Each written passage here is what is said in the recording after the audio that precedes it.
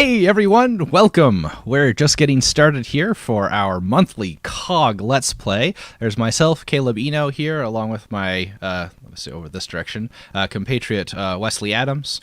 And yeah, we're really excited to get started. Yeah. Say hi, Wes. Good to see everybody. I know it's always kind of nice to see everybody when, we don't get to see each other as much as in person, but it's kind of cool because we've been able to get this chance to kind of actually talk to you guys and get to see you with this new series for the Let's Play. So, yeah, it's been a lot of fun doing these. All right, so what we started doing last time, and I think we're going to continue doing this, is having sort of a theme for each month. And so this month's theme was cerebral. I like using the term cerebral because it'd be very easy to say, oh, puzzle games. But cerebral, I feel like, encompasses a much broader perspective of different kinds of things that you could potentially access to. I was having a conversation, the game Myst, which many of you, I'm sure, have played or have heard about at the very least. It was a very cerebral game. It was also a puzzle solving game, but not in like the traditional puzzle solving sense. So we got a couple of different games like that we put out for the vote. The Witness was one, obviously very puzzle solving heavy, but a little bit more of that like Myst feel to it, I guess. Certainly inspired by it, sure. But the game that we get to talk about and enjoy the design of today is, in fact, Baba Is You, which you may have discovered from the title. So yeah, this is a game which I got to play last night for a while. I'm really excited to share it with you all. I think it is clever and it really understands what it's doing. It is by the developer, and I'm really going to try to get the name right here, is Avari Takari, also professionally known as Hempule, I believe is the pronunciation there. So he has actually done a lot of things. I actually realized that I had watched a talk from him quite a while ago about adding juice to your game and like that little extra bit that really makes your game stand out and shine. Maybe I should find that link somewhere and throw it out for people. It was really a really good talk. Now, interestingly enough, it looks like most of his games, if not all of them, are done actually using the Fusion game engine, which is a game engine I have not used before. Have you, Wes, used it before? I have not used it personally, but I know a couple of folks at COGG back in the day used to use it, and yeah, it's a fairly powerful engine for the most part. It was kind of up par when nowadays it's either usually something like Unreal or Unity or something else, but yeah, it's had its ebbs and flows of developer support, and way back in the day especially it was pretty good. I don't know where it is now, but that's very interesting. You said it was by Fusion, because I've always wanted to try it and see how that works. Anybody in the chat who has used it or was looking at using it, definitely love to hear from you and hear your thoughts on it. I was actually on their website earlier this morning, kind of poking around and looking at it, and it looks like the support is very active. They just come out with a 2.5 version, I think, that looked like it was available now. So there definitely seems to be pretty good support by it. That's the Click team is behind that right now. So yeah, well, I was going to say something else before we jump in here. Please do. So, just as a fair warning, which could be an interesting experience.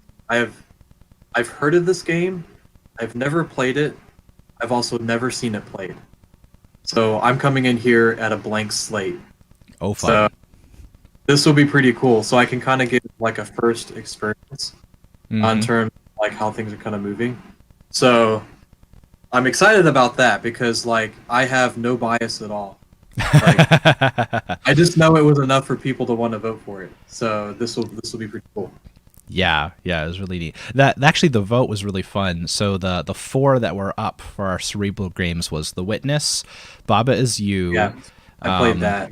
Fez, which is an oldie. I remember playing that one. I played that one too. Yeah, and Gree. Also, it's I think the pronunciation is Gree, but it's Gris. It's the I think, French word for gray, Yeah. which is significant, actually, when you play the game.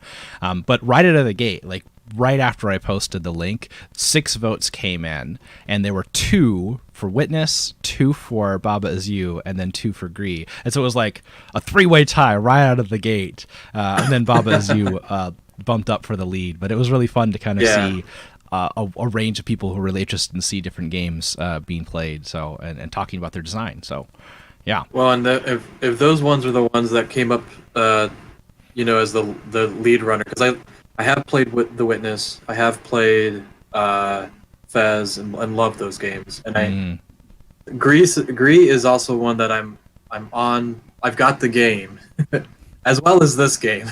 I just haven't played it yet. So these are one of my favorite ones. Like Myst was probably one of my main inspirations of getting into game development, just because it was like not just point A to point B, but you kind of self-explore and kind of discover. I mean, again, I don't know if that's what this game is like, but in general, like that, those are one of the reasons why I got game development, because I loved those experiences. So. Oh yeah. It's Myst. It goes way back for me too. I actually wrote a paper about it. Though, I would want to take a moment to talk about Gree. We aren't playing it today, but I really highly recommend it. I highly recommend you play it, Wes. Anybody watching the live stream, highly recommend you play it. My wife and I played the Gree together, and it was visually stunning. Pay close attention to color. Obviously, that's going to be a big part of it, but also pay attention to camera usage. The camera is used, and it's a 2D world, but the camera is actually used very, very well in that game. So something to pay attention to when you play that. But for today, we are going to dive into the world of Baba Is You. Are you ready? Let's do this. I am so ready. Yes. Okay. Now I'm. Plus, it looks really cute. Like I love the little white pigged creature. Oh. And then the little guy. So, yeah, I'm excited. It kind of reminds me of a game that I played very little of, but it was the VVVVVVVVV or whatever it is. Sorry, I've got some funkiness I'm working through over here. Go live and there. Yeah. Can you see the game, Wes? Yes. Okay.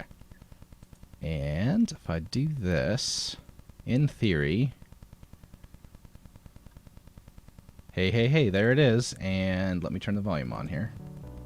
All right. How's that looking for everybody? Is the game working live and can see it all right? It's looking good on my stream. If you guys have anything else? Yeah, I see it. I see it there on YouTube too. Okay, great. Yeah, always lots of weird things that can go wrong in this wonderful world of streaming. Yeah. All right. So yeah, let's go ahead and get started with Baba Is You. I think a couple of things tip you off to the kind of game this is going to be right at the beginning, is you have this sort of like dancing and active text. You get that nice little bopping sound going on in the background. I think it gives that good playful vibe and everything, which is a lot of fun. And it will definitely lean into that more as we go through it. Can I ask you if you're playing this with a controller or a keyboard? Yeah, fantastic question. So this is actually something new that I'm trying out today. So I have a controller. Okay. It can be played with both a controller or a keyboard very easily. And something that I'm trying out, it might not really be worth it for this particular game, because pretty much you get up, down, left, and right, and then backing up. But I actually found a website, and you'll see the result of that website over yonder. Is there you can actually show the input. So if I start moving my controller, you can see the input being shown right here. That's really cool. I think part of this too is as we are designing our games, the way that people interact with our games is, of course, our control interfaces. And there's so many that are available between controllers, keyboard, mouse, mobile devices with their touchscreens. You've got VR, headsets, and all of that. But it's really important to think about how people are interacting with our game as a piece of the whole puzzle of the world of game development. So I thought it might be fun, rather than having my hands working on a keyboard off screen somewhere or using a controller, that maybe we could try to represent what was actually going on screen, so you could kind of get a sense of it. Now, we'll talk about the control scheme and how everything is set up briefly, and then it's probably not going to be super important after that, just because it's very simple in terms of what it's doing here. So, but we'll go ahead and take a look at it. Yeah, the key joke is that it's an Xbox controller, but he's really using a PlayStation controller. Well, it says it's even better than that. So this is like a knockoff third-party controller. That's wow. It's okay. actually it's not anybody. It's just like, hey, this is a $20 controller off of Amazon. The reason is because I have my original Microsoft wireless receiver thing broke for whatever reason, and I got a replacement one. But then the latest version of Windows broke it, as you were talking about, Wes, with your Bluetooth headphones. So I can't use my Xbox 360 controllers with my computer anymore. Woo. Still works with my Steam Link for whatever reason. Hey, mysteries. They should have never gotten rid of it. They should have kept it live. Dude, I love the Steam Link. I use it all the time.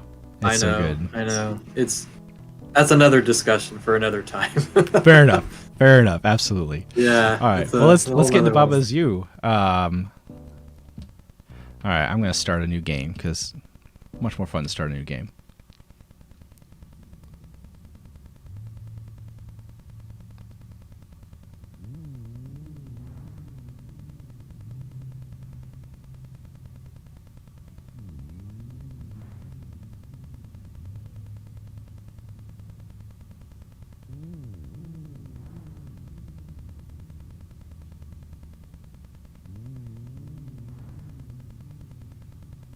Huh. Okay. Actually, this is interesting because the title of the screen had those little dashes below the title. So I was almost already thinking that this was going to be something about a play on words, or like a Hangman game. So, Yeah, so a lot of things happened in this. Tutorials are obviously something that we talk about a lot, because we start from the beginning of a game, and the tutorial at the beginning is an important piece of it. But what was going on here, it was just a lot of fun to watch, really. But you have Baba, and so, does my mouse show up on the screen? Yeah, it does. Okay, so we have Baba here, and then this little white funky guy shows up, right? And then Wall shows up down here, and then all of these sudden there's these walls appear, and then rock and flag is flag. Now, I mean, if you were looking at the screen, you could probably figure out what those four things were, because there's a little bit of color coordination and that kind of thing. But it just introduces each of the pieces to you one by one, very simply, and then shows it to you. So like, here's a thing, and then this is what it is, and here's another thing, and then this is what it is. And then once everything is all together, it has these other blocks that show up. And then up at the top, you've got move. And essentially, in a lot of ways, this is the game in its entirety. There's a couple of other things that'll throw in here. But what do you think, Wes? What does this game tell you should do to advance? So, yeah, it's interesting that the words are so short. They're almost like buttons. But it's the concept of Baba is you, the player. The wall is a thing that will stop you. The flag is how you win this puzzle, but the rock is what you need to push. Mm-hmm. So yeah, the walls on the top and bottom are things that you can't move beyond, but a rock is something that looks like you can push. So I assume if you push the rocks out of the way, you can get to the flag, is how you actually beat this puzzle. That's a fantastic analysis and assumption. Yes, I completely agree. And that's exactly what it's telling you. It's all of those things. So if you watch my controller, I just go up and down. If I continue to go up, that wall, full stop. So that the wall's behaving, and Baba is moving around when I move the control stick. So Baba being me, that makes sense. Okay, great. So now if I walk and push into one of these boulders, the boulder pushes. I can push the boulders around. And so that seems to behave. Now, I'm going to break the fourth wall here a little bit, metaphorically speaking, and not do the flag yet. So, Wes, have you noticed anything weird about the walls? Notably where there aren't any. Well, there's no wall at the very left and right. Is that something that you can go past? Indeed you can. Holy crap. What? So if you look at, that's not a bug. See, that is the game. This is what's interesting is, okay, so the design is obviously for a player that has played like hundreds of thousands of these types of games, like that information for me is redundant. Like I obviously know that without any words on screen. Like I could guess, or I could play around enough to figure that out. But in my mindset, I'm also thinking, okay, like you have to be very, assuming for the fact that someone who hasn't played these games needs that type of tutorial. And you're like, okay, yeah, that's why they have that. But the fact that you can move outside of there blows everything that I'm thinking about this game is about. Oh, this is so much fun. So, yes. So yeah, because obviously it was smaller. I was like, whatever. Yeah. So there are actually there are two colored backgrounds. So you see this darker color and this lighter color.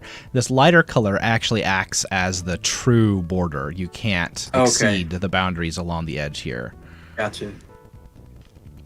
Okay, so you could, So this is where some things get really interesting. So, and the whole rest of the game dives into this, but I kind of want to play with the space because I think it's kind of here for us to play with a little bit. So these components are movable. So I can wondering this around. So okay. So here's wall. Now check this out. Oh no, don't. So wall has no property now. Wall has no property now. Now if I put wall back to wall is stop, then I can no longer go through the wall. Okay, wow. I can move all three components of this. And that's true for all of those. So I can move rock, and so now rock has no push on it, so I can just move past rock. And I can come over here, and if I move Baba is you... What? You stop playing the game. Yeah, so I can't move. Okay. Yeah. So I was wondering how they would do that. So there are two options here. So when you do something that breaks the U mechanic so that you can't actually control U anymore, you can do an undo, and that's just a singular move backwards. You can also do a restart, which will restart you back to the very beginning of the level. I actually really enjoy the reverse, the undo, because it'll undo all the way back. Like it remembers everything that you've done. So you can just hold in the X button and it'll just go back and completely undo everything that you've done. Kind of like Super Meat Boy, which remembers every one of your deaths. Yeah. What's really nice about it though is I, especially like using the controller, and sometimes I might accidentally push something twice, but I only meant to push it once. So I can much more easily just quickly back up and do the thing that I intended to do. So whereas when you have like, let's say a traditional one of these games where you're like moving blocks around so you can clear a path to get to the end or something like that.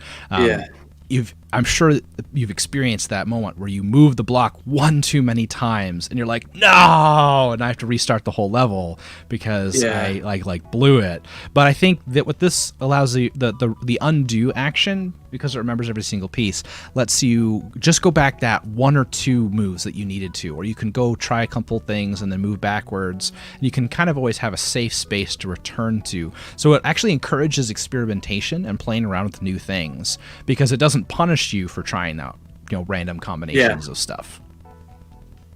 Yeah, that reminds me of what the Prince of Persia did that, and yep, within limitations. Yeah, of course. And the other puzzle game, Braid, obviously did that too. All of it was time travel stuff, but it's actually one I haven't played yet, surprisingly enough. You should, yeah. Yes, It's I a lot of should. fun. Although I was like explaining that like the Witness and Braid were like same designer and developer, as to my understanding, right? Hmm. Make sure, yeah. So, but entirely different games. Yeah. So Both what I very want to, good design. I kind of want to move us past this level, but I want to show Yeah. you how I decided to win it. So I moved our win block, and let's see. I made wall win. So now I just touch a wall and you win. It's a lot of fun. Well, the other thing I'm thinking in my mind are so right now, the mechanic of Baba is you can never be changed. But I'm hoping, this is kind of what I'm inferencing. I'm hoping at some point you could create mechanics with that concept where it automatically can move into that wording so that Baba is you can eventually be something else, maybe to your advantage. So again, I don't know if they do that or if it's always where you have to restart the game. Right, yeah, like that.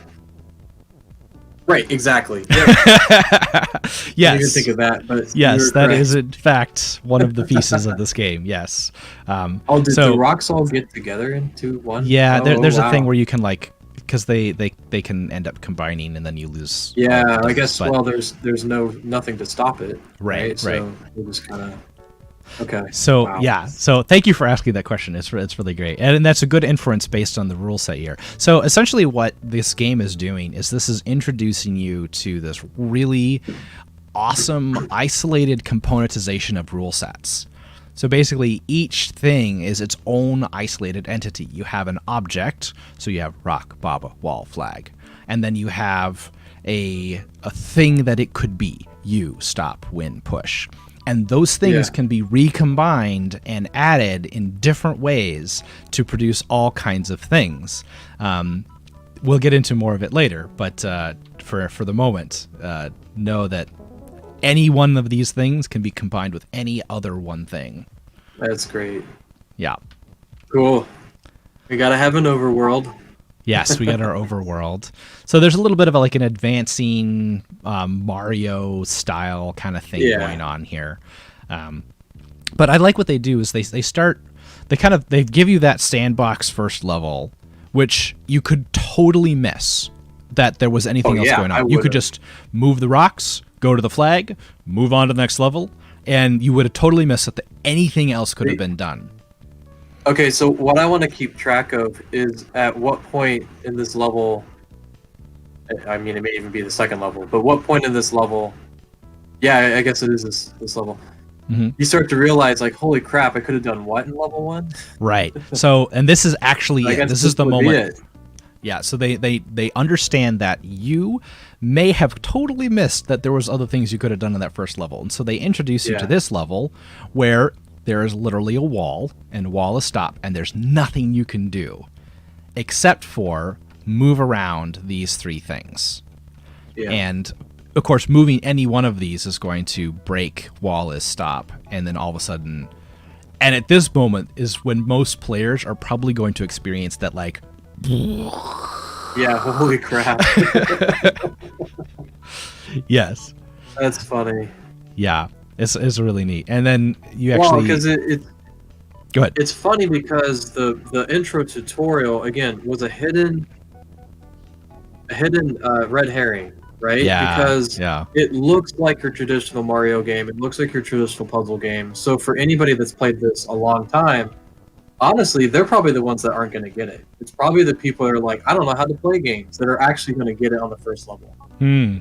Interesting. So, but because they're going to get outside of the walls and play around and be like, am I doing this right? And then like accidentally do stuff. They're like, holy crap. Like, so that's really cool. And that's something else too, because like I was kind of joking about the overworld scene.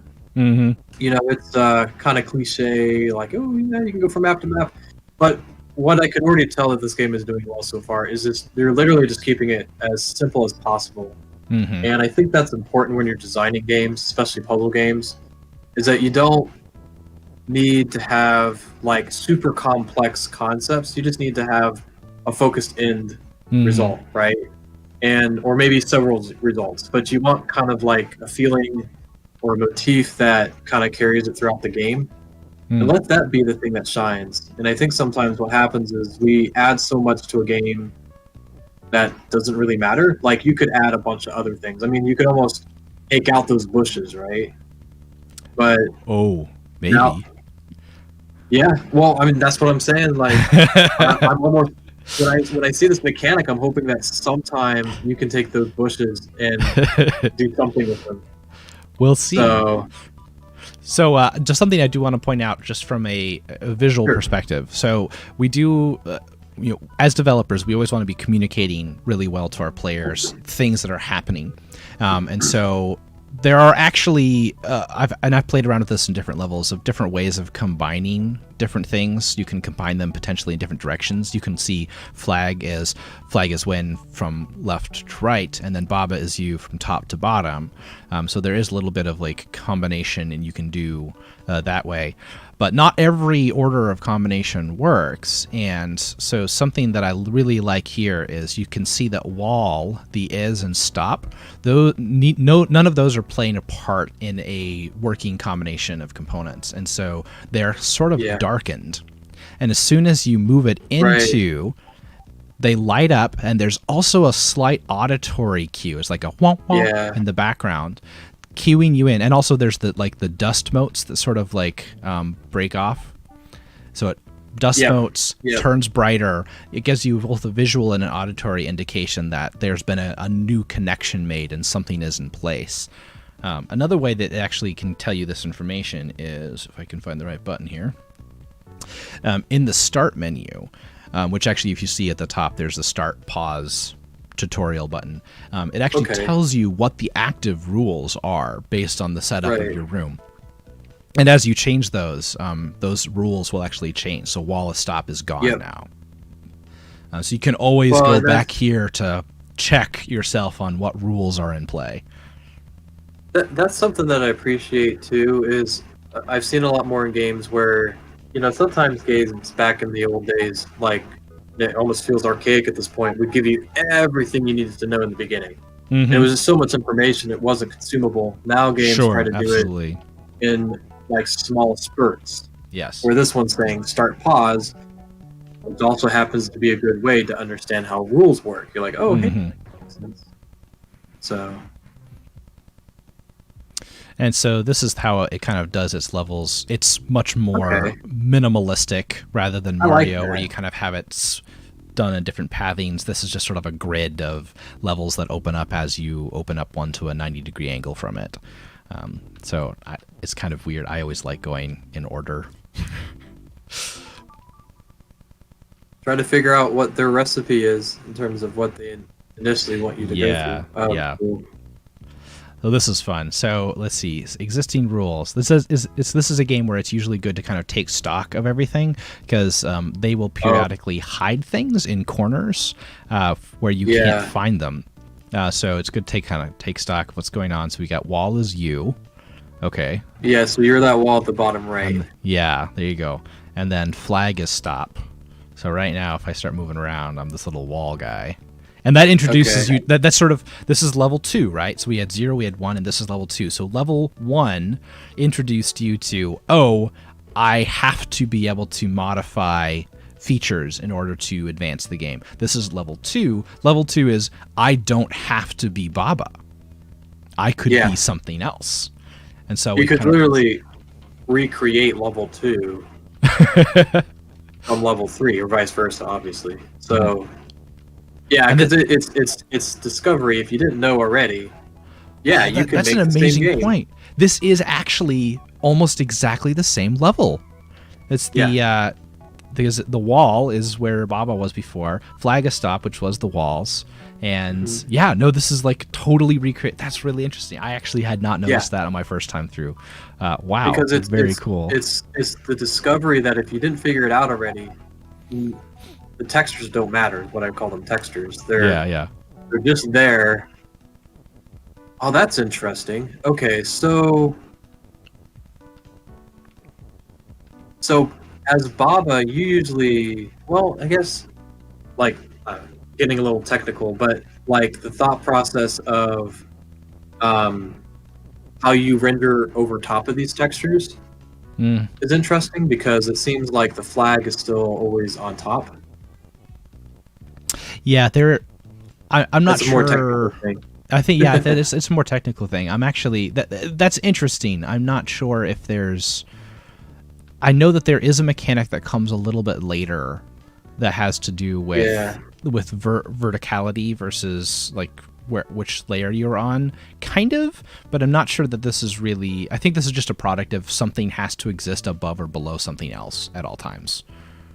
I just I just think it's funny because Yeah, there's so yeah. many dynamics. If I think the experience is so broad from a developer standpoint versus like someone who's just playing around. And I mean, this is a perfect experience of look, as developers, we really get into the nitty gritty about how things are designed and how they're made. We totally lose track of like, is that fun? Is it Hmm. interesting? How would they experience this? This is a perfect experience, like because like I bet you somebody who's never played video games might look at this and be like, obviously, this is how video games should be. Like, you should be able to kind of do whatever you want, Mm. right? Like, and I think that's really really kind of interesting. So Now you'll notice what I just did is I actually just put Baba is you back, but there's one critical problem. There's no Baba, yeah. and Oh, so it's the same thing. It just breaks the game. Is there's no character to control anymore, so you can actually accidentally lose this way as well. so did I? Hmm. Oh, I see. So I can Yeah, go up but here, and so if I try to solve this the same way, where it was flag is win, and I try to do Baba is win, it doesn't work because there is no Baba, and so yeah, there's no way to make Baba the victory. But what I can do is I can make flags win. yeah, and then every flag. Huh. Well, that goes to the question of what what sprite got removed, What right? sprite got If removed? yeah, because it was level 2 had Baba, Hmm. but I almost felt like it's reciprocal. Just all the textures were switched around. It wasn't. So It wasn't a 1-to-1 switch, but it was very similar in its structure. We can go back and look at it real quick. Yeah, so here's Baba is in this little thing. mhm, But yeah, so basically where that flag is, there wasn't anything in the other level. you're right. So the walls Yeah. were flags. The the Baba was a wall, and then that other flag was just Gotcha. gone. Okay. All right, let's see Makes what else sense. the game has to throw at us. And yes, Scott, I saw your comment. It is fun watching Wes approaching it for the first time. I'll try not to get too technical. Okay, I just like experience it. no, it's fine. This is a really fun level. It throws a couple things at you. So the first is that if you notice in the top left corner, sorry, Baba is you and wall is stop. And if you think about that for a second, there's no way you can do anything about that. You can't change those rules. Yeah, those rules are set. And actually, this is a thing you'll see a lot where this is where a lot of the complexity will come in, is there will be rules permanently set that you don't have any impact on. And then you just kind of have to work your way around those. That's where the puzzle comes in. So right now, we've got rock is push, so we can push our rocks. Flag is win. Now, flag's all the way down there. And water is Right. sink. So if I try to cross through the water, uh-oh. Goodbye. But if I'm an intrepid player and I've noticed that what happens when I try to enter the water is the water goes away. So does Baba, but the water goes away. So I could try this. Aha! There we go. Okay. But now as soon as I start trying to look at our flag here, we've got one more rock. And they're at the minimum 2 deep in order to get to that Yeah, flag. either It's from the top or from the right. Yeah. So that's just not, there's no way to make that work. So we can start considering, okay, well, what are my options? Well, I've got a rock, and I don't know, how would you solve it, Wes? I'm curious. I mean, I would switch the rock and the flag around. Oh, yeah, there we Right? go. So flag, oh wait, I did it wrong. Let me go this way. Now rock is when. There you go.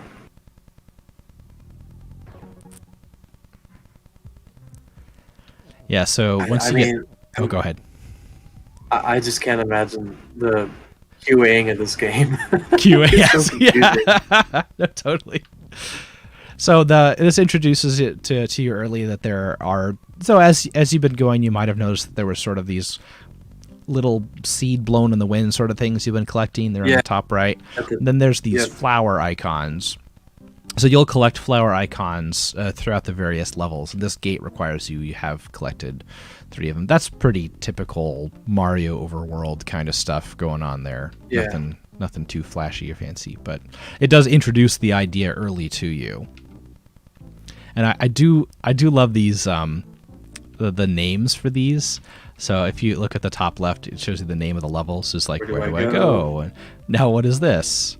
Out of reach. Number 4 is still out of reach. That's fun.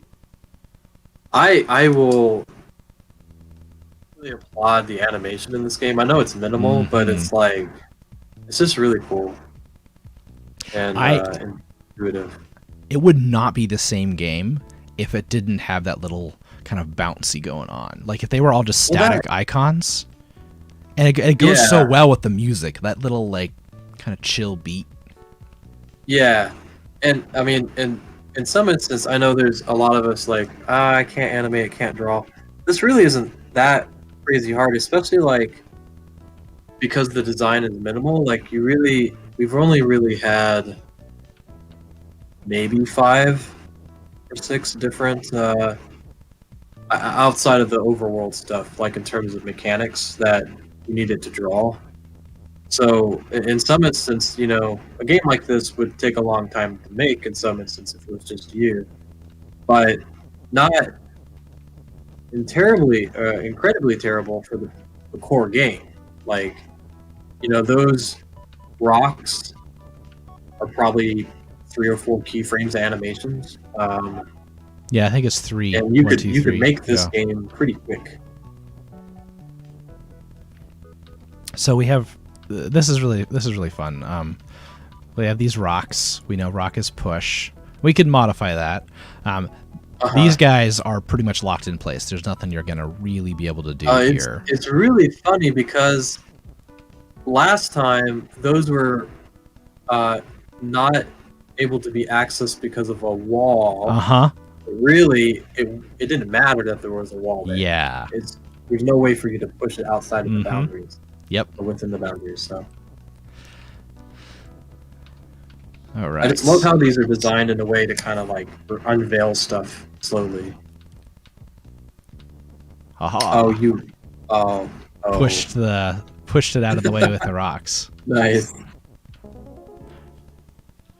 The other thing you'll notice is that depending on the level, there is actually a scale factor. So some levels are more zoomed in and some are further out. And also the borders of different levels are thinner or broader. So you can get much more self-contained levels or much more big levels. So this is pretty much the biggest view you get is a pretty thin bar, pretty big. And then later ones, you can get some that are a bit more self-contained and squished. That they actually, I find that those ones get more complicated. So this is fun. Ball is stop. Baba is you, rock is push. Baba is melt? Yes. So Baba is melt and lava is hot. So since Baba can melt and lava is hot, if I go onto lava, I melt. Huh, okay. So...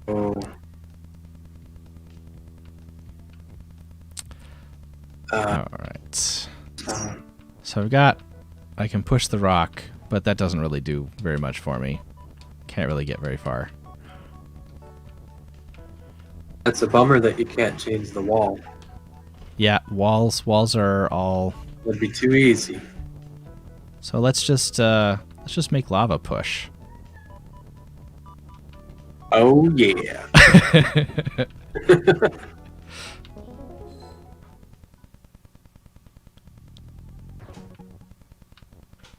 So I guess I didn't really get like what was Baba is melt. If you can push it, it doesn't matter. Right. So that was actually, let's go back to that level again. So that was introducing, and this is something that will come up again and again, is there are things that go together. So melt and hot. So Baba is melt means that Baba has a property of being meltable. So if Baba were to encounter something of the opposite, which is hot, then it would melt. And so that ultimately is a defeated action. Just so I can, I'm just curious, could you hit start so I could see the rules? Absolutely. So, rock Baba is you, Baba. Yeah, I was kind of curious if it mattered the order of the rules. Kind of like, I guess, programming. Yeah. No, sure. There's actually a thing that's going to come up later where certain things get so you can do transformational things. So you can actually say, well, I can actually demonstrate it here. So I can say rock is lava, and that turns every instance of a rock into an instance of lava. Right. But sometimes you'll run into things. So there was a level where the flag was a thing that I needed to get through, and up to an area that was inaccessible to me, it said flag is flag. And what that meant is that it was a preventative transformative. So you couldn't turn a flag into something else. Yeah. And so there are actual rules that have a canceling out effect. Yeah. Order of operations, canceling out effect. Yeah, that makes sense. Okay. Let's keep moving. Let's beat this game. Yeah. All right. I've played through probably 20, 25 levels or so. Okay. Just because problem solving like this on the fly on a live stream is rough. Oh, I bet. Yeah. Well, that was one of the comments, and I think that was maybe Todd was talking about that. Mm-hmm. Yeah, I think a good point. Play the game a little bit beforehand, or at least make it to where the mechanics are easy to work out initially. Yeah, because I mean, I was thinking about the witness, and oh my gosh, there are some puzzles in that where I have to stop and go to a different puzzle because I'm just like so flustered. I'm like, I don't know what it is. I don't know what these means. I thought I did, but now I don't.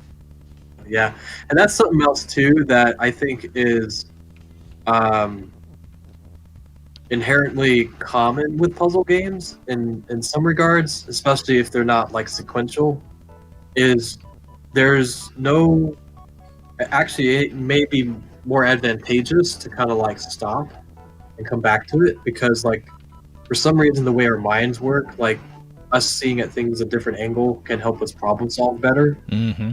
So that's why I think it's kind of nice that this is designed where, when you go through, you may unlock two levels, right? But you don't have to do them in order, because it kind of gives us a chance to, like, if we get stuck on a level, we have another level to try to get us, into that. And I do really appreciate that you don't get completely landlocked on some. There are some points where you have to kind of make it through before you can go to the next one. But the solution to this one, I just really get a kick out of it. Oh God, I was wondering. This was something you brought up earlier. If you can just like make all of the walls you. I love it. Yes. Yeah, so you can see here, both 7 and 6 will unlock this pathway. So if you had trouble with one, but we're going to do them all. Heck yeah. Oh, Grassyard. I actually really had a hard time with this level. Let's see if I can remember. Oh, yeah. Okay.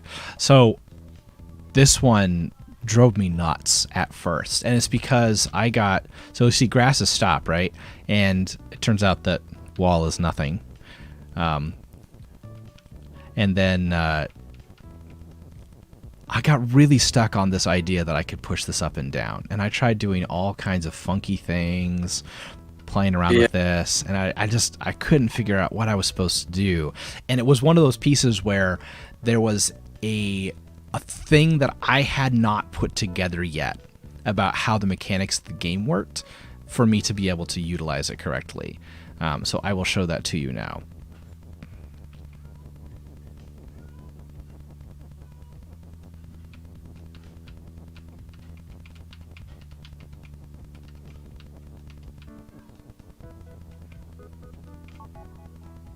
You can use the same is in more than one direction.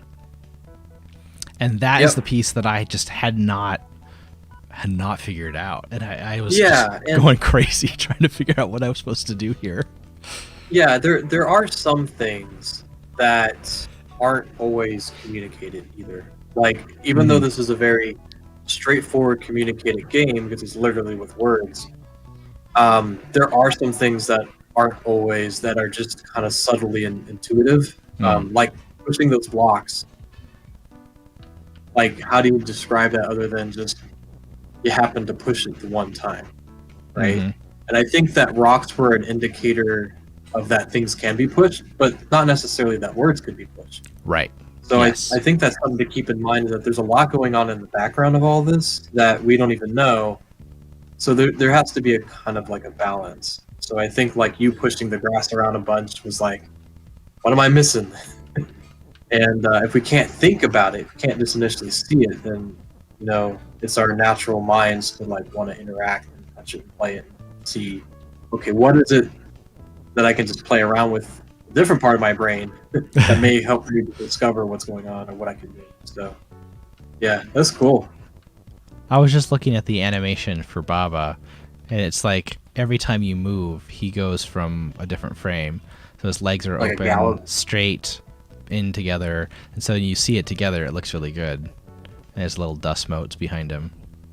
I was just looking at that. It's really nice. Like I was saying, I think it's mostly just everything's like an animated 3 frames. Yeah. You know, that's not too hard to do. Where then if you're talking about Gree, oh my goodness. Yes. I can't imagine how long it took them. Very beautiful game, but a very different style. Well, that it was a collaboration effort between an actual traditional artist using watercolors and then a video game programmer designer. So it was the combination. But, you know, this game is really beautiful too. Like, you know, not just saying that. Like, it's the color, the animations are great. You know, I think that's kind of why, you know, indie games are kind of like the up and coming, because, you know, design doesn't have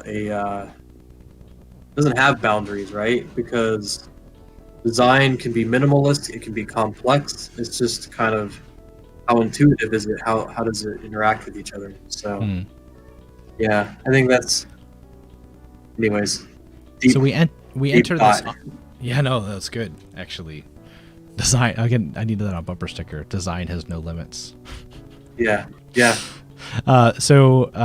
This is we enter our water world area, and it introduces to us a new mechanic, and that is the and block. So you can actually start chaining things together. So Baba is you, and Baba sinks, and so water you sink in. Gotcha. See, flag is when is up there. Jelly is sink. So jelly sinks also. And then wall is stop. So pretty much the only thing that you can do here is you can take off the fact that Baba sinks. So Baba no longer sinks in, there you go. In water. Which is good. What is jellyfish sinks as well? Yeah, so if you try to go there. Okay. Huh. Yeah. Now you've got this wall guy here, and basically they have really limited any other choice. Like, we really don't have anything. You can move the sink block out of the way. You can move the wall block. You could actually, in theory, do this, but that doesn't really get you anywhere. You could do this. Also doesn't really get you anywhere. So they've really tightly limited your choices here as a player. And this is also blocking you from moving on to the rest of the water world. So if you want to advance, you got to get through this. And with only these two things left to do, you basically can do this. And that's it. And that breaks the game. Yeah.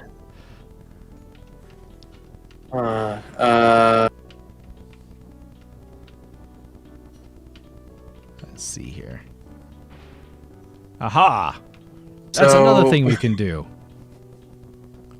Yeah, so that, yeah, again, that comes like, a little bit from left field, honestly. Yeah, well, that's what I was saying. It's like not everything is given to you, like Yes. as a descriptive word, which is interesting because they're like, you know, it's almost thinking like a computer would. We don't sync means nothing to a computer, but you can give it options for what it could, you know, do within the rendering engine, within mechanics, within the code, and how it's compiled. But like it doesn't know what wall means. It doesn't know what sync means. But we define those. Kind of like almost thinking like a computer. Yeah, and it's really interesting too. What this kind of forces you to do is you have to. This is breaking. Basically, a lot of what this game is doing is breaking your conceptions about how things work or how things are supposed to work, and it does that from the first level, water time. Yeah.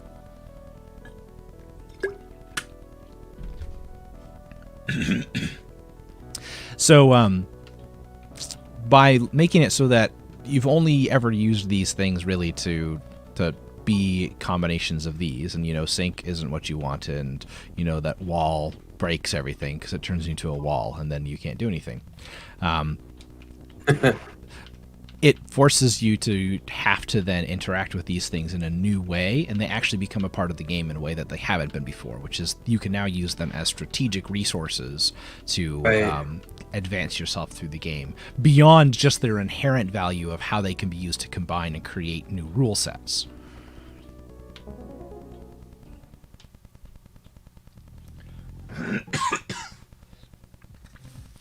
Sorry about that.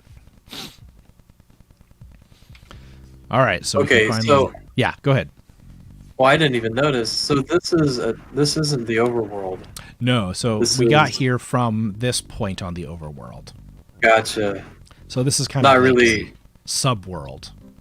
Yeah, not really like kind of like a overworld Inception, but it's just a different view of the map.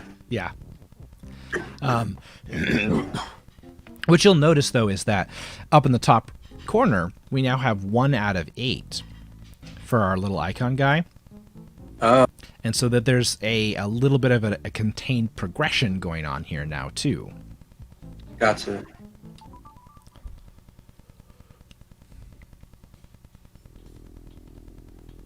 Let's see, where am I? Okay, here's Baba. Baba is you. Yeah, I remember this one. This was fun.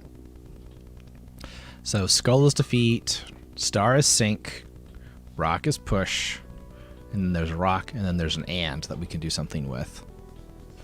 Oh, and then there's Crab. Crab is over there, and then Baba is you. Also, wall is stop is out there, so there's no way you can get past the wall. Right. Any first impressions about how to win this one? Tigers win.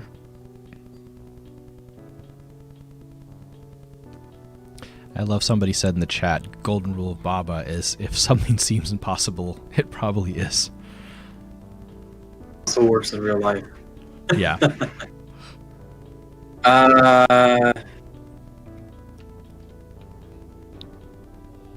Yeah. Well, I guess because like it's really hard to know when your mind is like, I have to get to the flag. Yeah. The flag's beyond the wall, but I can't change the rule of the flag. This is impossible. Like, how do you get around that. And this is where I get stuck in puzzle games because my mind observes it Yeah. plainly, and I'm more of like an additive like problem solver where I'll take something and look at it and figure out how to improve it or how to redesign it. But yeah, I think it's an interesting question that the designer has to ask is, how is my player going to think through solving the problems that I throw at them? Yeah. And it's a combination of a lot of things, right? So it's a combination of what are the tools that I have given the player to solve these problems, and have I appropriately taught them how to play the game? Do they have all of the tools necessary? Have I given them enough information about the kind of problem they're trying to solve? And puzzle games range, of course, from doing this very well to doing this very poorly.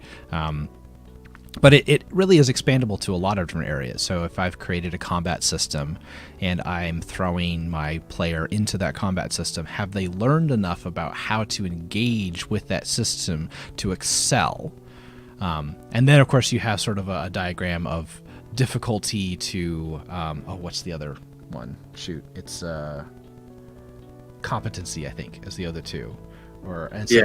As the difficulty goes up and as competency goes up, there's sort of a middle ground that we call flow, and that's where the player is increasing their knowledge of the system and the difficulty is increasing at a sort of a ideal rate, so that the player feels really good about the problems they're able to solve and move through and accomplish. And so puzzle solving games are kind of like a microcosm of a lot more complex and bigger things that you deal with in games as well. Yeah, because obviously if this was like the first or second level, this would be really hard because there's found knowledge in the first couple of levels. Like, I'd be interested in the design of a game where it doesn't have to feel so progressive, but it does make it challenging, right? Like, because that's the way our mind kind of thinks in some instance.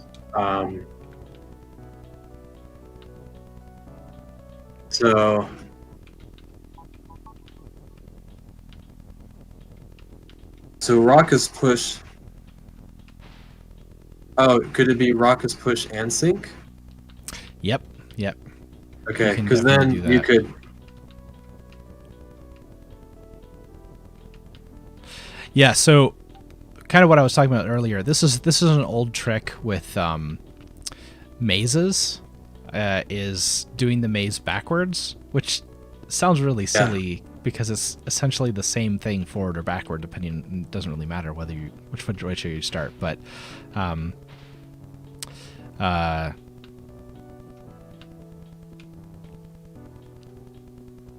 we go. But basically, the only way, because of the walls, that we can get to that flag is if we somehow become that crab. Yeah. Let me see here.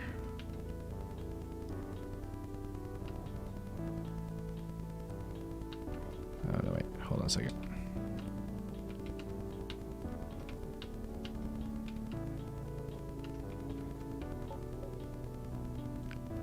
What do you think of that? Yeah. It's like playing a game of Scrabble. Yeah. It's kind of a little bit like that, isn't it? Yeah, so we're able to convert the crab into Baba, and then Baba is you. Love it. This is the kind of thing where I think the designer had fun, was they'll actually use, and we've seen this before, they'll use a similar level and they'll re-explore it again in a different way with a different solution to the problem. Yeah. I can't remember if this is the one or not that does that. Yeah, this but it does give a pattern, right? Like, this is a progressive puzzle game, right? And I was just reading Quantas? Been doing a lot of talking on the chat board. He said that, Half-Life 2's commentary talks a lot about teaching players skills bit by bit. Mm-hmm. But he also said that Into the Breach and other roguelike games are very puzzly, but everything is randomized, so you Hmm. can't offer strict learning paths. So, yeah, Yeah. so there are examples of designs where it could be pretty linear for the most part in terms of understanding the puzzle mechanics, but sometimes they can be, going at it at different like areas and discovering it different ways. Wow, this is Well, when I very first fast. encountered this level, the fact that there were these other guys moving really threw me off. I was like, Yeah, like where ah! because that's part of the design of the game, right? Like that's you see the little like I call it almost like a bunny character, and then you see this pink guy or girl, I don't know which. And they're called Kiki, KK, Yeah, KK, Kiki. KK Slider. Yeah, that one. The solution to that What? one is actually really easy, but it totally throws you off the fact that there's other stuff like that going on, because all you have to do is just switch the block so that the heart itself moves, and then you can just go grab Right, it. yeah, It was really simple, but totally throws you not off. distracting in a bad way, but distracting like, oh shoot, like I need to pay attention to. Yeah, yeah. I think the discussion of teaching your player how to play your game is so critically important, and that's a phenomenal point that there are just instances where there's not enough control over the linearity of your game, that you kind of need to just sort of throw everything at them, but then how do you throw it at them in ways that are digestible? It's a balance. It's very challenging to get it Yeah, right. I can say almost definitively that the thing you never ever want to do is throw a wall of text at your player. right. Yeah, I mean it's interesting because a lot of people argue like we have different backgrounds and experiences, and yes, to an extent. But there are obvious things that I think just because our mind works a certain way to problem solve in real life, um, that we have to think about some of the core things that make sense. Like you said, don't throw a bunch of text because that's too much information for our brains to consume. And I bet there's a lot of different like properties out there. Good solve, by the way. Oh, thanks. Um, Oh, see, here's one where it's actually zoomed oh in yeah, quite a bit more. yeah. So I think it's the same sprites, but it's just a different zoom ratio. By the way, I need to play Into the Breach. I've heard really great things. I loved FTL. It's by the same people. I really need to play it. I haven't played that one either. There's a lot of games I haven't just because I haven't had a chance to. I actually started playing. What was it? What's that new game? The something fairer. I forget. I know the name of the company, Thunder Lotus. Shoot.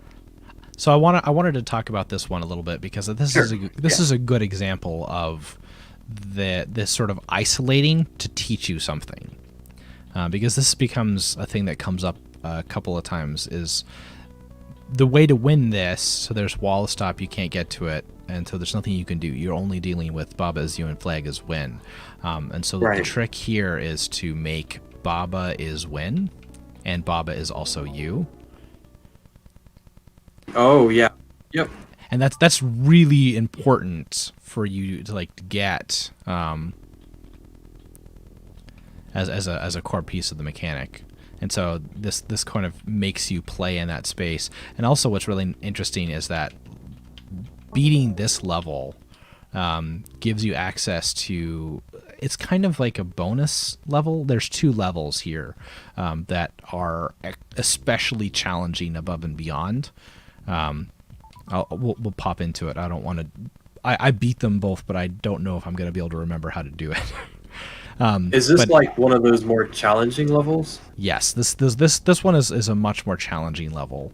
Yeah. You kind of have to deal with a lot Get more that pieces vibe. and parts.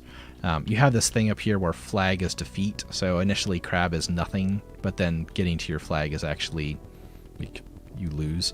Right. But then you can push everything over here, and then, but now crab is defeat and flag is win. But now you're blocked from getting to the flag. So you have to kind of like figure this out. I'll leave that for y'all to go back and play around and see if you can figure it out. There's this one, and then there's another one that comes after it that's even harder, but it uses the same exact layout, just with some different objects in it. I like these ones because definitely, again, there was that mechanic that you don't have to beat all the levels to progress through the entire game. That was kind of the concept, is that you just have to beat most of them as they go through to unlock the path. But like, I like the idea of having super hard areas. Really challenge the player. Well, it also pushes the player to go back and replay, kind of experience things that they may not have actually took note of, right? So that's really interesting that you do that. I know Super Meat Boy had an entire, like, they had all the maps, but there was like a hell version of that map where later in the game it would unlock and you could realize, oh my gosh, every single level has a super hard mode that's an alternative. And I thought that was really fascinating because it's like, that's adding more to the game. That's just in terms of replayability that makes it so amazing. Yeah. So it's problematic for me because I would just go back and try to beat every single thing. And just like throw my controller across the room, but So this is really great what this level starts doing. So it introduces, we've got a basic lock and key, closed door key mechanic, and if you've played video games, you've probably seen this a couple hundred times or so. Get the item to advance past the block. This game just totally twists my whole brain about the whole lock and key mechanic. It's so wonderful. So the call outs here is we got door is stop, so you can't get past the door, and you've got door is shut. So door is shut is the kind of flip of open. So key is open. So if an open hits a shut, then it will open it. right. So key, you'll notice, is both open and push, and that allows you to push it because you actually need both of those. You could theoretically have a key that could open, but you couldn't push it. That does happen later. So I go ahead. Okay, we've got the door open. Now we move our rock isn't anything, so we can just go ahead and unlock our door. Now, what do you notice is not on the rest of the map?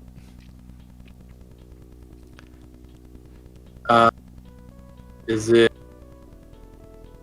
I'm trying to remember everything now. There's no other key. There are no other keys on the map at all. It's just gone. There were only 2 keys, but there are 3 doors. And I think for my classically video game player trained, I was like, "Where's the key? Where's the key?" Well, the key is with the boss somewhere else. yeah. Different level. Yeah, so the trick here is, Scott Baker, make your own key. Like, fine. We don't need no key. I'm going to break down my door with a rock. But I like the idea that key rock is pushed. Yeah. Did say the key for the last dungeon. I'm going to open the door with my fists.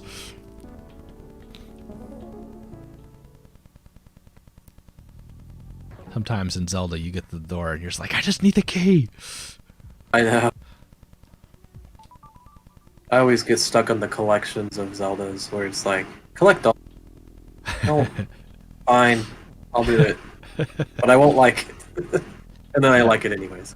How many hours have you spent fishing in Ocarina of Time? Yeah, I know. Or the longest one was collecting all those spiders. Oh yeah, those weren't easy to do. So this is something.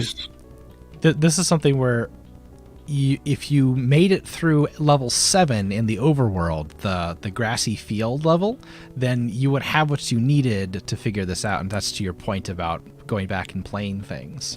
So you only have one but you have these 4 things. You need key to open and key to push, and so you can just go through and utilize your one is to cross Right. do both of them, and that gets you what you need. The door is shut. I guess not. Oh no. Yeah, so there was actually more going on here as well. So let's see. I kept moving around too Is- much.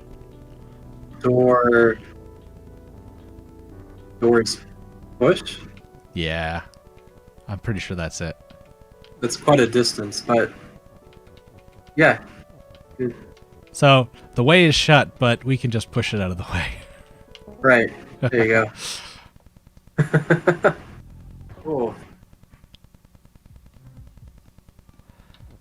All right. Level 8 then. Locked in. So wall is defeat. Well, that's interesting. Oh, wall is also stop. Def eat. Def eat, yes. Depending Well, how you but want wall is also stop. So right now it doesn't matter because I can't actually walk onto the wall space. Jelly Right. is stop. Flag is win. Baba is you. Now I find that there is a problem with that. There is no flag at present. So that's a slight setback. Let's see. Yeah, Thoughts? I mean, yeah, I was gonna say you could just break those mechanics and then they won't stop you. Yeah. So I can break jelly, so now I can pass through jelly. But if I break Yeah. wall is death. Is defeat. Oh no. Yes. So it still gets you trapped inside. So shoot.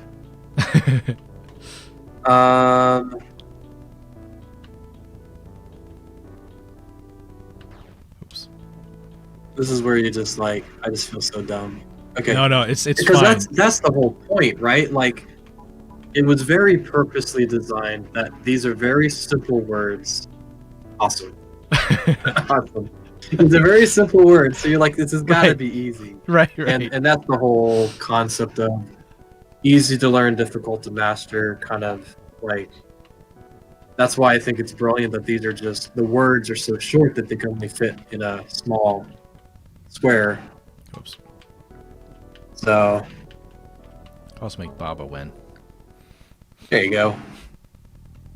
And that's the other thing cool that's cool also is obviously there's so many different ways to win these puzzles. There's no right or wrong way.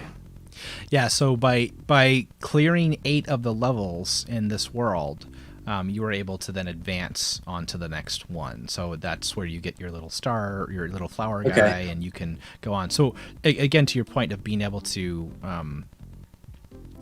not have to complete everything, not have to beat every level, gives you a little bit more leeway to play around some things in advance and not feel like you get totally stuck.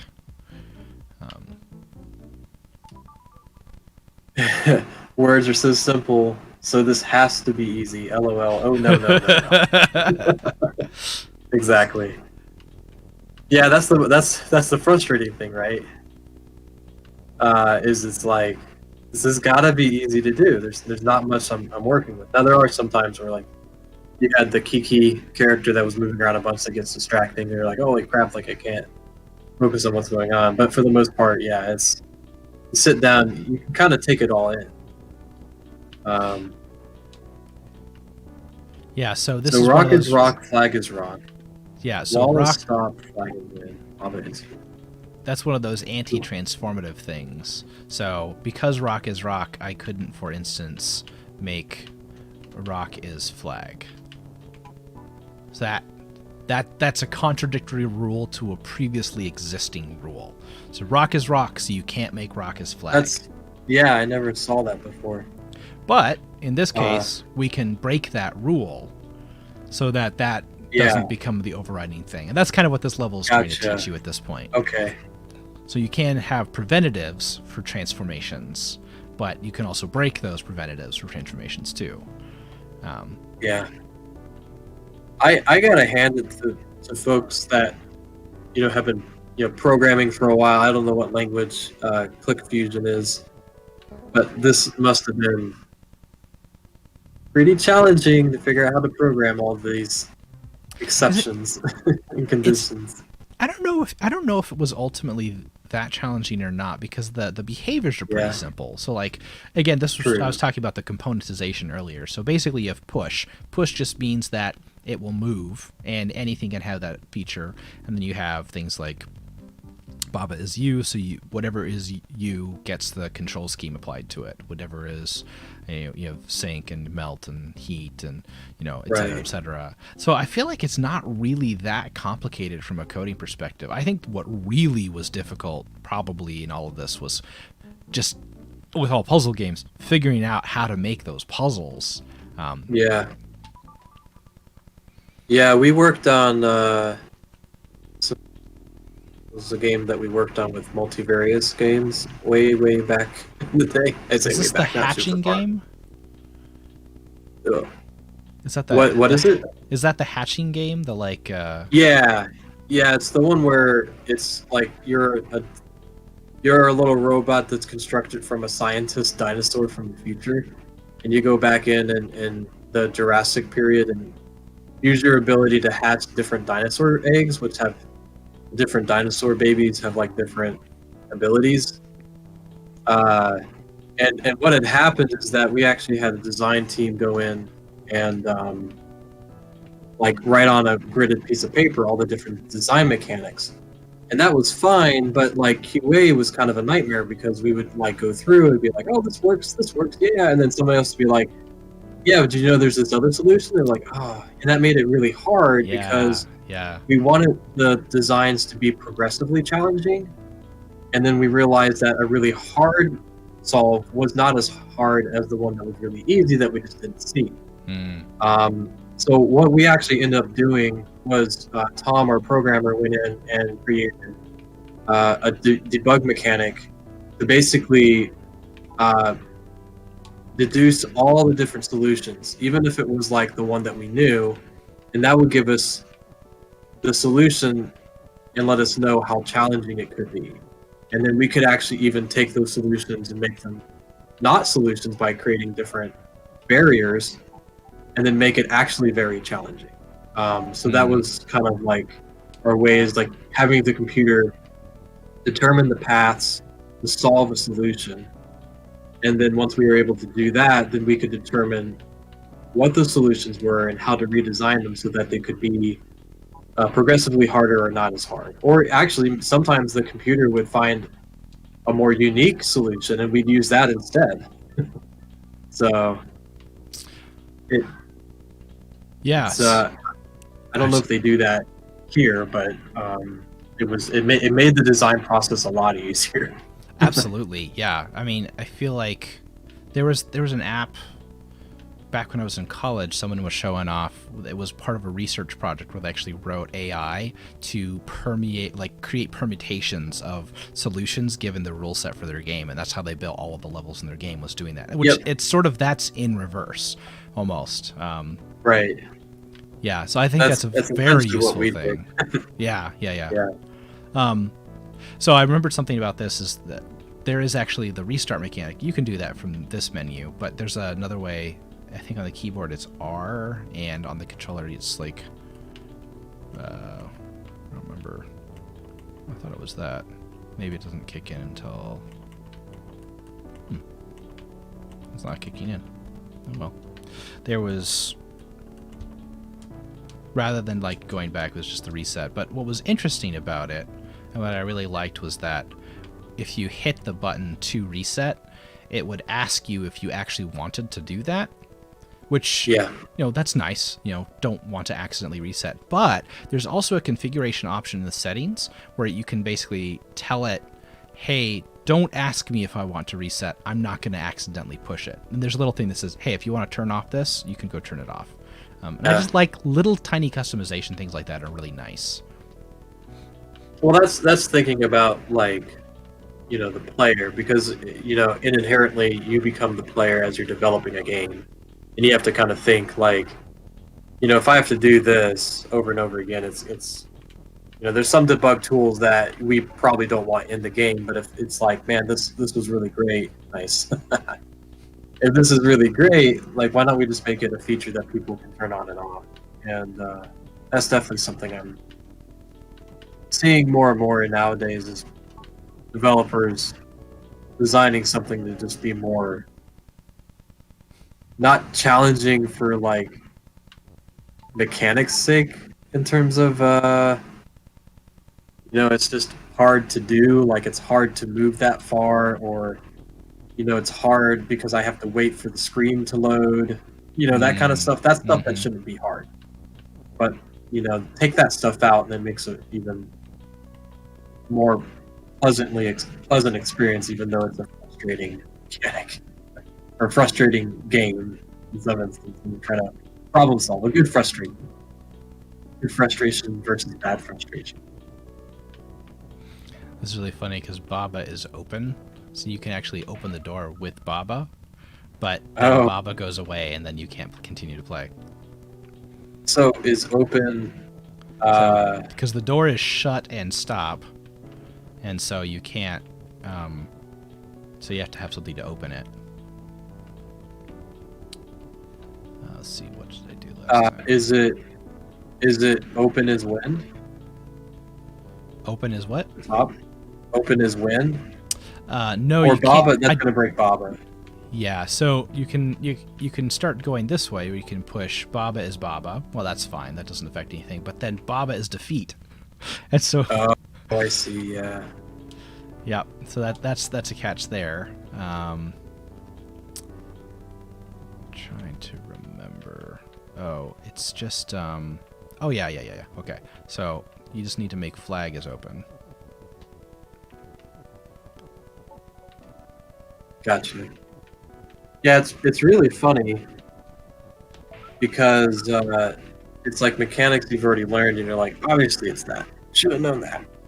When you do like the crosswords is always the one that gets me because I'm like, I keep forgetting that that's the thing.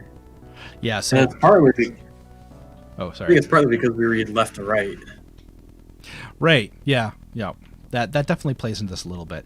So this is kind of tricky because if you do Baba as crab, then Baba turns into a crab and you lose. Also, there's this nice subtle, the music dies and it goes to this kind of like, yeah, whenever you like go into a lose state.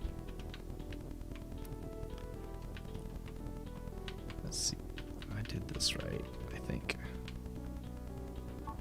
No, I remember now. So you can also play the non-transformative game. So now Baba is Baba, so Baba can't be crab.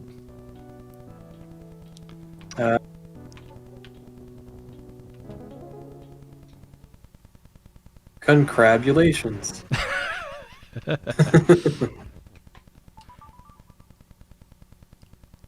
2 doors. Oh yeah, this threw me off last time. So you start as a Kiki, which is wonky. This one is actually this one's pretty challenging. You can use you. Door is shut. Yeah, Hedge so door is shut and door is stop. Yeah, hedge and door is stop.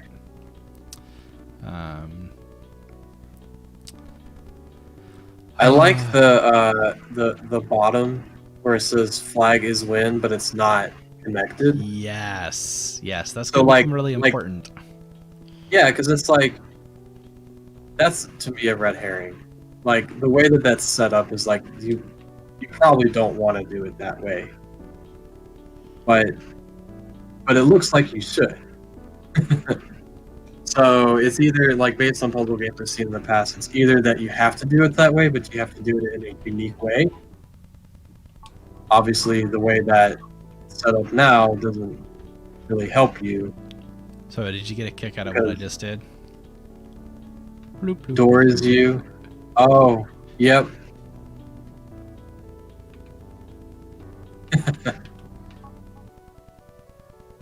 Nice.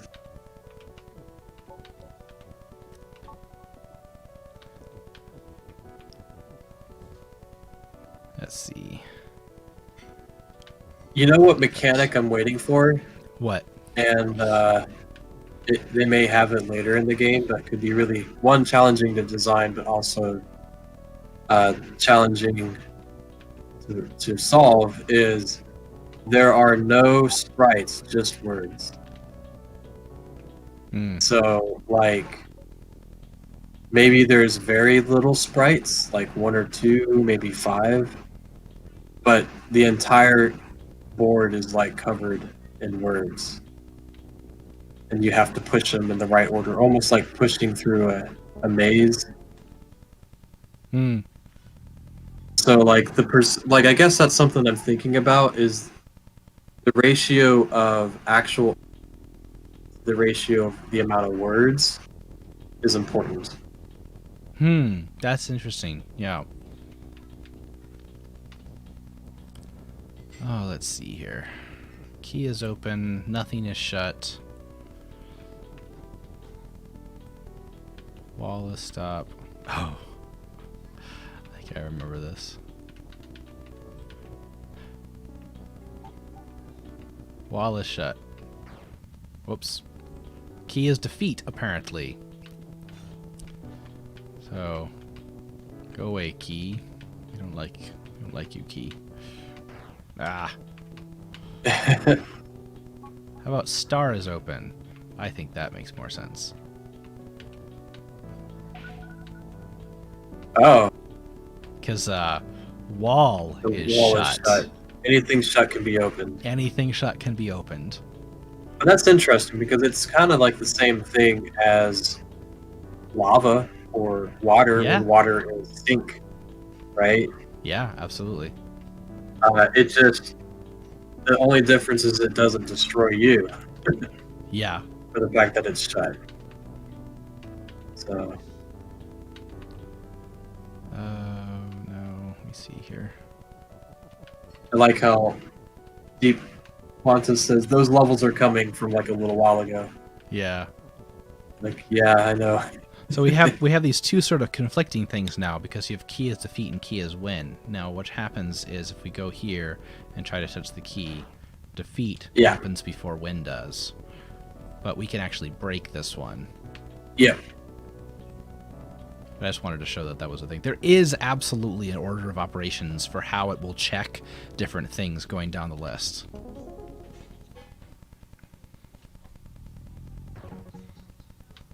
And yeah, because if win came first, then it wouldn't matter.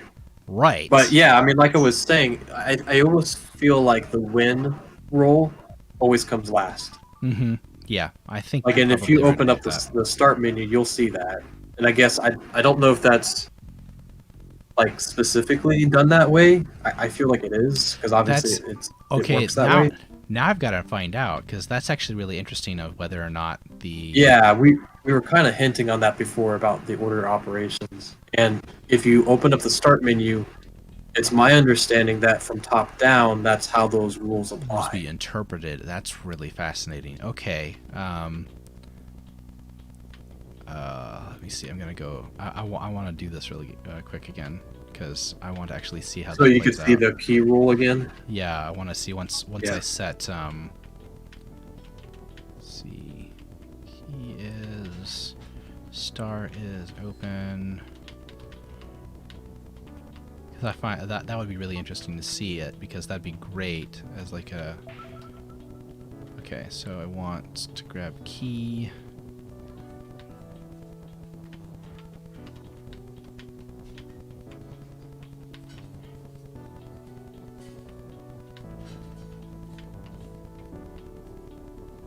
Also, it was mentioned... I'll do this first. Oh, interesting. Key is win is first, and key is defeat is at the bottom. So it's not necessarily order of operations. I think it might be more an order of... Well, no, it's not that either. Yeah, I'm not actually sure what determines that order. Good eye, though, on that. That's interesting. It was pointed out earlier, I think... that the push was actually really hard to code, because in order to do pushing on the grid, you have to check everything ahead of it to see how to like push a whole row of things, which is interesting. Yeah, I point remember. there. Yeah. It isn't It's not hard to push a boulder, right?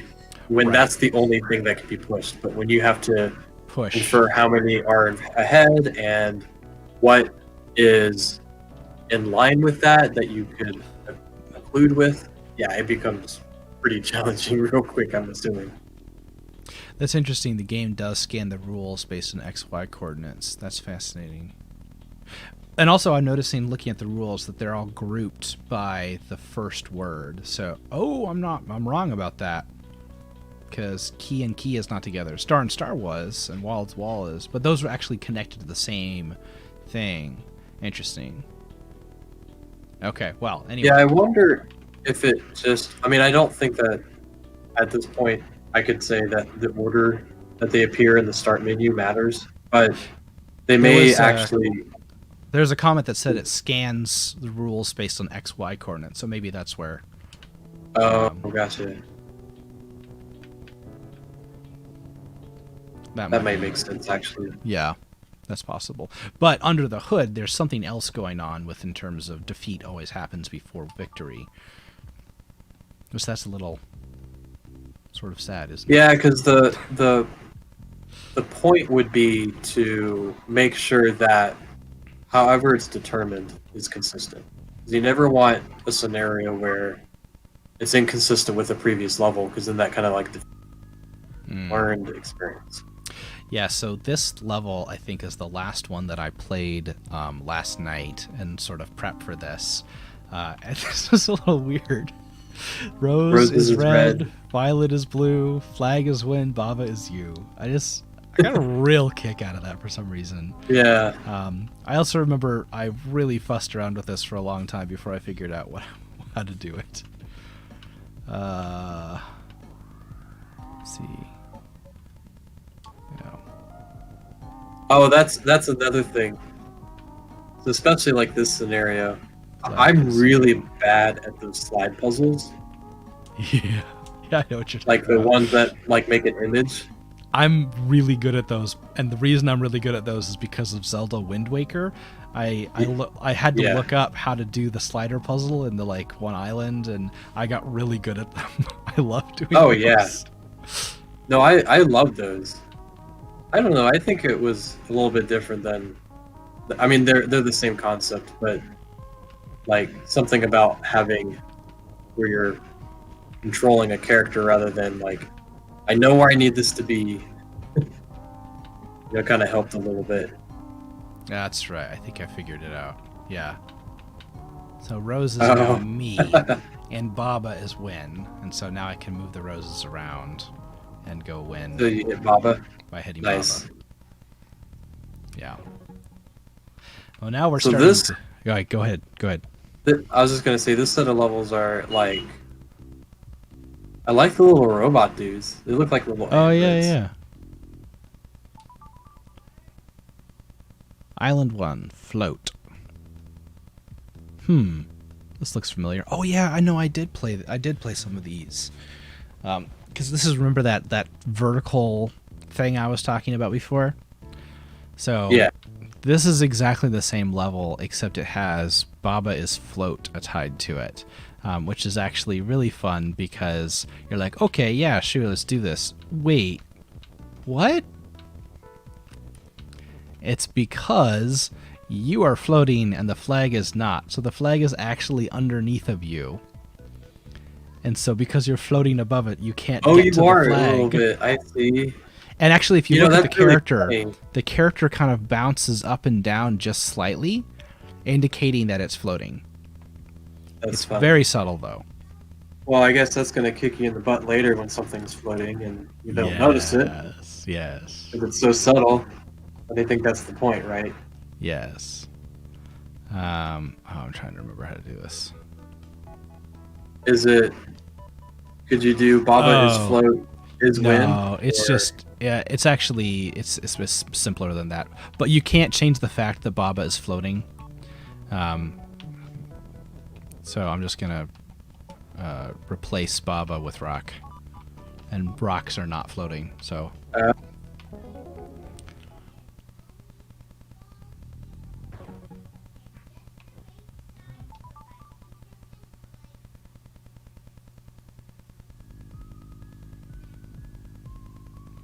Oh yeah, so if you see the subtle going on here is Baba is floating, and so are the skulls. Which you can look at the rules, and you can see that the rules are doing that. But you can also see that Baba is floating up and down, and so are the skulls. And so if I can go over water, so Baba is melt, and okay, that's water is an hot. advantage. So water is hot, Baba is melt. So if you touch the water, then you melt. But if I try to touch the skulls, they're also floating. I see. So you almost have to think about them as like a second level that they exist on in terms of collision.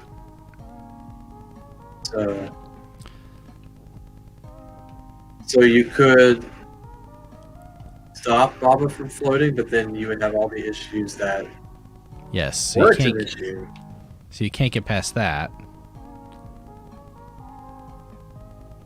Somebody said I want to play... someone was saying I want to play an RPG with Baba is U graphics. Yeah, I mean, I think the big thing here is just keeping the color palette simple.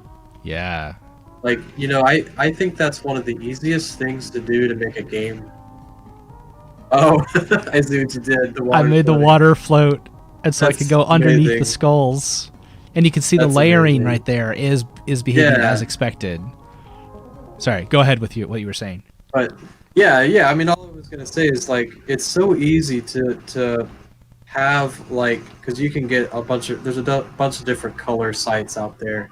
Mm-hmm. But even if you don't understand color theory, if you know a little bit, but there's a lot you can do if you know that. Okay, I'm just gonna constrain the colors to like these 3 colors or even these 2 colors, right? Like that's where you get games like. What is it?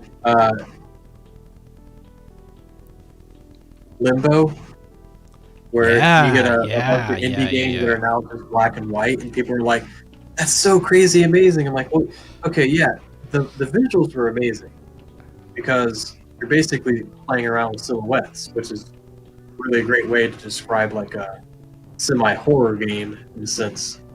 But also, let's not denote the fact that the mechanics and the puzzles in that game were amazing. So, like, I'm definitely interested in a game that looks very, aesthetically pleasing. And, the nice thing is there are really easy ways to do that. So, like, they have concepts like in this one, it may not be super apparent, but like your primary colors are the blue, the yellow, and the green, and that's actually a close neighbor to the color palette spectrum, right? It's not like we're moving too far away from each other, and that's important. And I think those were done purposely just to kind of like make this world feel like whatever this world is, like it's the hedge world or something. I don't know. Like this is a very brown, earthy feel. So, but not an RPG, but there is another game that I would highly recommend if you're looking at kind of very simplistic, very simple colors, shapes. It's a game called Proteus, where you show up on this island. It's 3D, and it's like 3D but Atari level graphics. It's really interesting. But the basic idea behind the game is that everything on the island is semi-interactable, and it all produces some kind of sound, musical sound. And the island is randomly generated every time you play it. And as you go through it, there's like 4 seasons. You kind of advance through the 4 seasons, and each season has a different collection of things you can interact with, and the combination of the things that you are around create the soundtrack of the game. It probably takes about 2 hours to play through. I have played through this game probably 5 times. It is so much fun to share with people. It is a really unique game experience to play. I really highly recommend checking out Proteus at some point and just playing through it. It's been around for a long time. You can probably find it for relatively cheap. But definitely recommend it. It was just thinking about a similar aesthetic. Yeah. I Anyway, think that's something go that ahead. isn't always explored enough in games that should be, is like the concept of sound effects and music. Hmm. So like, I mean, I think there's a lot to be found in those. Oh yeah, this game has only a handful of sound effects, but it's done very effectively. Right. And, Well, even like you were talking about before, like stopping the music yeah, when you yep, kind of basically just gone like as that. far as you can go. Yep. Oh wait, there's my screen. This is the screen I was trying to talk about and show earlier. So are you sure you want to restart? And then yes and no, and you can disable this prompt in the settings. Which I just thought that was really nice. They didn't have to put in the ability to disable it, but that's nice that you can. Let's see here. Yeah, so we're coming up on about 15 minutes to closing time. These levels are actually levels that I haven't played yet. Once we started into the grassy, they may take a little bit longer. Now I'm starting to like, now I'm dividing my attention. But I have to say, the last level broke my brain a little bit because there's a new block which was text. So it referred to all of the text blocks, and it said text is float. So all of the text blocks were floating, and I was just like, uh-oh. That's funny. Yeah, well, I'm sorry, I wasn't even... No, it's fine. Well, I was talking to Scott last night, because Scott really likes playing this game. And he was telling me that there's a level where you had to, in order to win, you converted you into all of the blank spaces in the background somehow. There's like, oh boy. Yeah, positive Nick. Because, I mean, technically, the computer is just accounting for that as... I mean, it's an existence of something there or not, but it still is something. Mm-hmm. Because it's probably created in a grid pattern. So, and something that somebody else was talking about... they were asking about the bubbles. Let me see if I can beat this level, and then we'll go check on the bubbles in other worlds. That's a good eye. I'm curious too. Yeah, because I think... Let's see. Sometimes rock is pushed. They're there if it makes sense to. Like, I guess water is the water is the river looking mechanic. Oh, but the rock is float. So I can float over it, but if you break Baba, then you could be the player. The rock is you. But now, see, that's the order of operations I was talking about. Is yeah, it's like, can you break the is and Baba is you, and then make the rock be able to move across? That get? Well, you can, but like I could already do that. Oh. The problem is that the rock is floating. I wonder if I can make... Oh, yeah, I didn't see that. Hold on a second.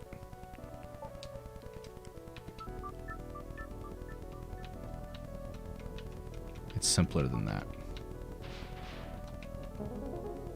There you go. Just need to ignore the rocks completely. Sometimes you do. All right, let's go check on some bubbles. Well, I feel like these were all bubbles, because they're all underwater. But no, but they're bigger. I think they might be slightly different. Oh, I see. They look like they might be a little bit bigger. I was curious. Let's go back up. Let's go to one of these guys. Oh yeah, that's just totally flat background. And no bubbles at all. Okay, so there's definitely some differences going on in the background, which makes sense. Yeah, and if you notice in this map, there's a group of green and a group of red. Yeah. So I almost see this as like a almost swamp area. Oh yeah, because there's like the puffy clouds going on in the background of this one. Yeah, or like a wetlands or something. Yeah. Oh, these are puffy clouds too. And then... Well, there may be no reason. But I will say that if I don't see a robot, I demand a robot. I see robots here. Little androids. Okay, there might not necessarily be a connection then, because this one's got bubbles and then the other one doesn't, but they were the same color. So that might not necessarily be a connection. Could be just an aesthetic thing.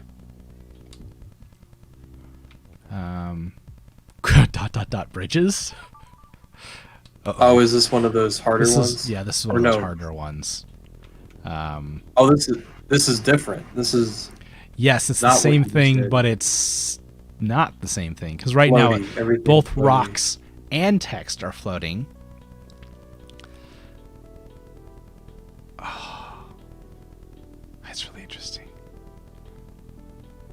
All right, I'm not going to sit here and try to figure this out right now because no one wants to see me just struggling. No, you want to. Let's just do let's say 2 more. Sure, yeah. All right. That'll get us there. Oh, well, that was a COGG. Hey, COGG! And we've come full circle. And we have arrived. It's almost like I planned it, but I totally didn't. that could be our motto. We come full circle. Ooh, that's good. Very nice. All right, so text is float. Well, can I just push text over here? Oh, that's huh. That must be an optical illusion in color. I thought the colors were being tinted. I don't think that's the case. Yeah, I think it's an optical illusion of color. Yeah. COGG is push. Guess I can do that. Maybe I didn't need to do that thing earlier. But anyway. Ooh. Okay, Scott. You got me. I gotta go find out. Scott says text is win? Question mark. He's got me curious now. I'll bet you can. I don't see any reason why you couldn't. So text is I don't know how to do. All right.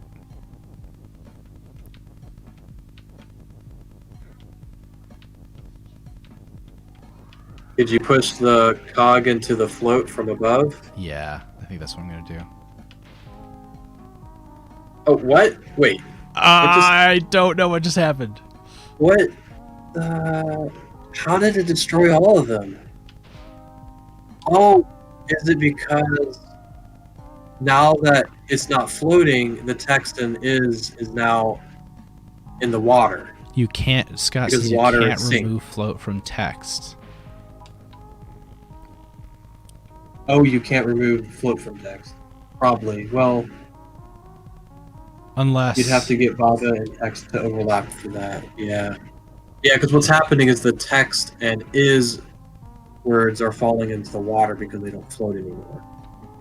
Oh, I see. So they're getting destroyed. I see. That's what is. Yeah, that's what's happening. Okay, that makes sense.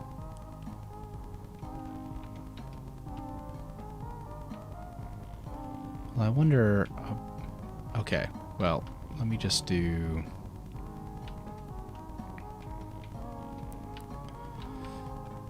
Oops. I might not be able to do it here then. It might be out of reach. But I'm gonna try. I have one more combination. Oh, I got it. Never mind. Sure to win.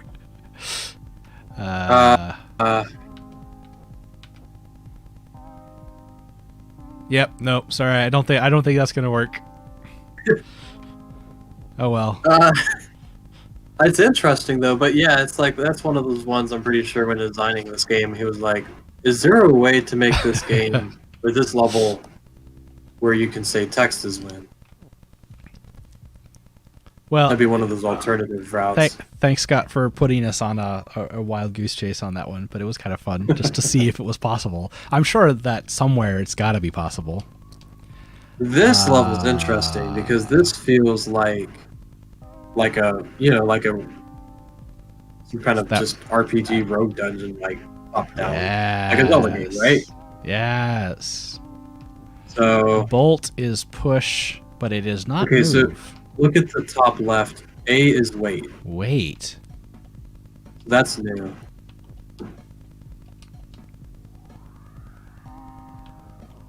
Vault is melt. Vault is also push. We got a move tile. I wonder if A is wait is a joke. I think A is wait is a joke. What does A do? Nothing. I think it's a joke. Maybe not. Maybe not. But it Maybe. seems kind of to me like it's a joke. But oh well, I guess if it's moving, if something is moving and you push A, it would move. Yeah. Yeah. Okay. Yeah. So if something is moving, you can push A, where everything else will move, but you won't. Since we're looking at your controller, is going to be helpful. For sure. Well, that's interesting. The bolt like turns when you push it in a different direction. Oh, that actually could be important.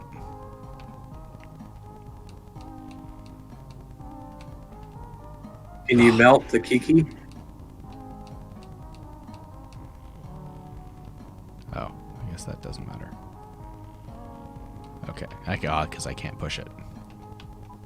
Oh.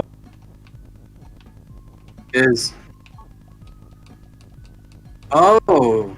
So you can only move the bolt in one direction? You can only the bolt moves back and forth in the direction that you have pointed it. Oh. Because that was your call out about being. That's why I was like, huh. Like you can turn it, but that's interesting. Death is hot. Death is so hot. Skull's defeat. Oh shoot. Oopsie doopsies. Yeah, but I even got to think about what I'm trying to accomplish here. So Baba is used. Skull is hot. Skull is hot. That's fine. Like I can. Yeah, I mean, okay. So we obviously have to work backwards, which is the win, right? So the win. Right. So the win has to come out. Yeah. So if I had to look at it plainly, I would say you would probably want that win out in the open at the big room there on the right. Yeah, because you want it here. Yeah, totally. Then you could do anything. Not saying that is the way to do it, but that is one easy way to do it. Bolt is melt. So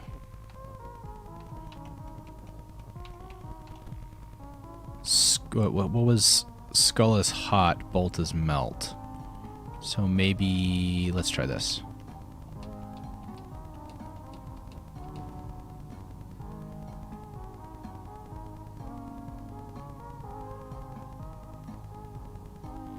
I'm going to back that up.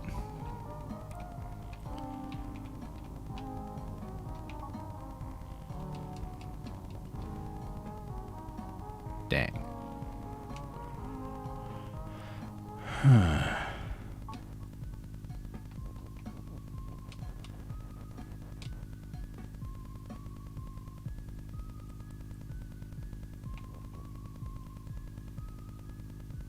I'm noodling, but I am coming up empty.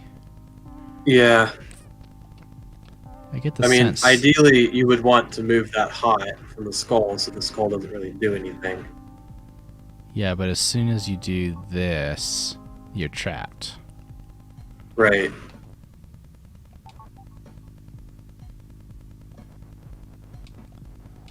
And then removing the death by pushing it down more disables you as Baba. Yeah. Yep. So, what if you were to move the is to push the death down, and then replace the is and Baba with is? That's interesting.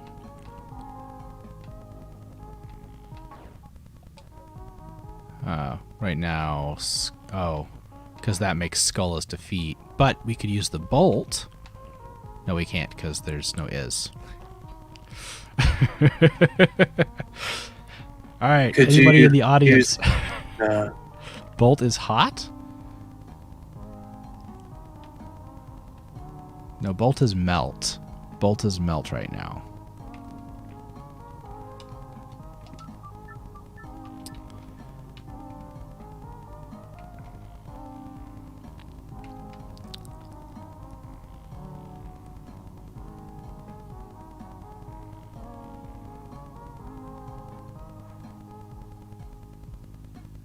so if Oh, you have to work in tandem with the bolt.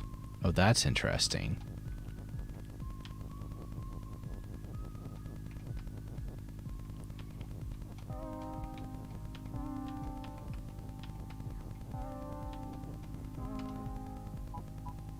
Oops. That's interesting. Okay.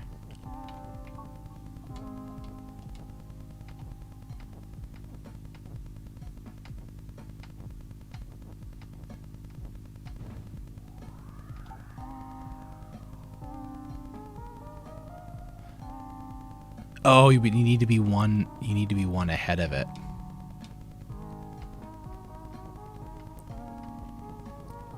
oh god, Oops. oh Wow! okay. Wow! That was wild. Very cool. Well Wow. done, everyone. Thank you. Wow. That was really cool.